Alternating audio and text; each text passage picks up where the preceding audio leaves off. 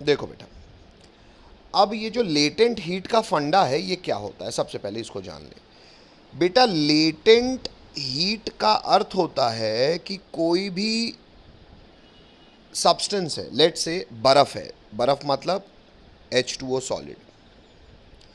तो अगर H2O solid को हमको चेंज करना है और चेंज करके क्या बनाना है, H2O लिक्विड, ये कोई फिजिकल चेंज नहीं है, ये तो सॉलिड को केवल पिघलाया जा रहा है।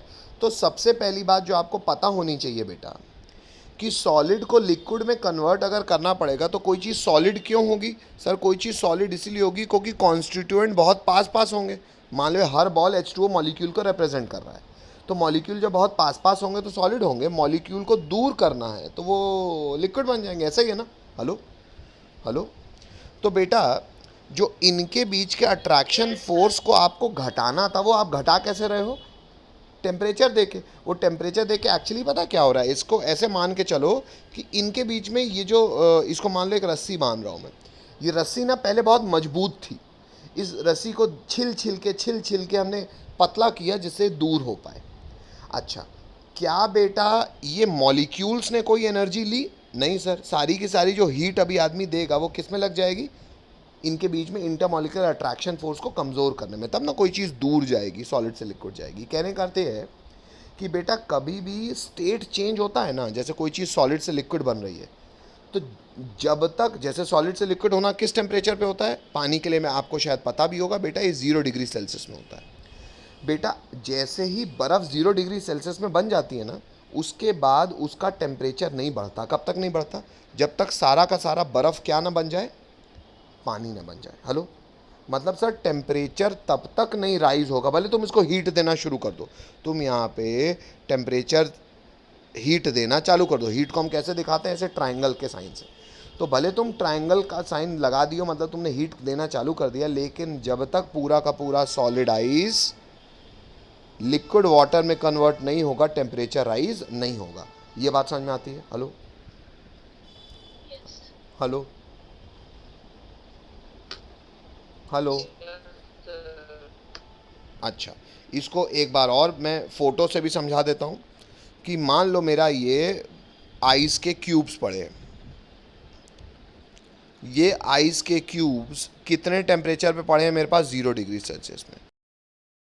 इसको गर्म करना मतलब हीट करना शुरू किया। जैसे मैं इसको हीट करूँगा बेटा, ये आइस के क्यूब्स, ये टेम्परेचर तब तक ज़ीरो रहेगा जब तक सारी की सारी बर्फ़ पिघल नहीं जाती। जब तक ये 0 डिग्री सेल्सियस का आइस 0 डिग्री सेल्सियस का वाटर नहीं बन जाता, तब तक टेम्परेचर राइज नहीं होगा। हेलो, अच्छा, एक तो बात हो गई ये। एक तो बात हो गई ये। दूसरी बात मैं नई मीटिंग आईडी में करता हूँ क्योंकि शायद टाइम खत्म होने वाला है। मैं मीटिंग आईडी फिर से भेज रहा हूँ बच्चों, फिर से आओ। डिस्कस कर रहे तो उसको, उसमें एक छोटी सी बात ये और है बेटा। अब मान लो, इतना तो हम समझ चुके हैं कि जब तक पूरा का पूरा आइस वाटर में कन्वर्ट नहीं होता, ये सिर्फ आइस वाटर के लिए नहीं, हर सब्सटेंस के लिए, कि मेल्टिंग पॉइंट पे आके अगर कोई एक स्टेट जब तक पूरे स्टेट में कन्वर्ट नहीं होता तब तक टेम्परेचराइज नहीं होगा। क्योंकि जो भी आप हीट देते जाओगे वो सारी की सारी हीट केवल इंटरमॉलिकुलर अट्रैक्शन को वीक करने में काम करेगी। मॉलिक्यूल को एनर्जी मिलेगी नहीं जब तक इंटरमॉलिकुलर अट्रैक्शन वीक नहीं होता, पूरा का पूरा स्टेट चेंज नहीं होता। ठीक है।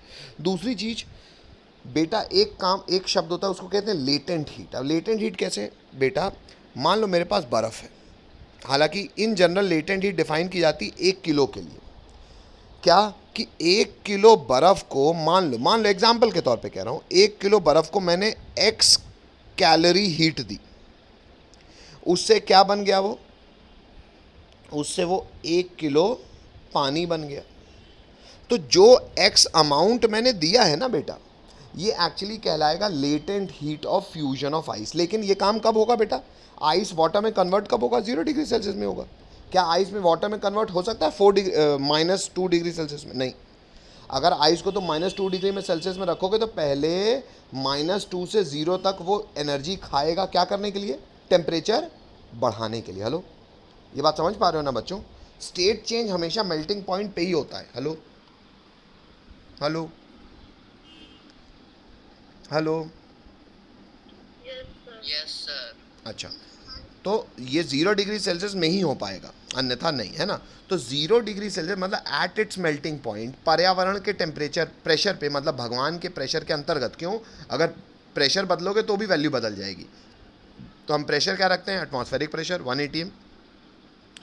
और किसी भी सब्सटेंस का मेल्टिंग पॉइंट, जैसे आइस का मेल्टिंग पॉइंट 0 डिग्री सेल्सियस। इस स्थिति में 1 किलो बर्फ़ को जितनी हीट आप दोगे 1 किलो पानी बनाने के लिए, वो हीट, वो वैल्यू, वो एक्स वैल्यू लेटेंट हीट कहलाएगी। किसकी?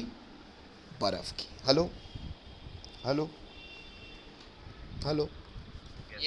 अब लेकिन बेटा, जब केमिस्ट्री की चीज़ें होती हैं ना, जब भी केमिस्ट्री के ऑपरेशंस या एक्सपेरिमेंट्स होते हैं ना, तो हमको तो केवल ये ही पता करना था ना कि लेटेंट हीट क्या है।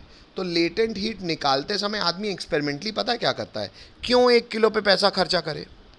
1 किलो का मतलब, साइंस वालों को तो मैथ्स आती है, 1000 ग्राम।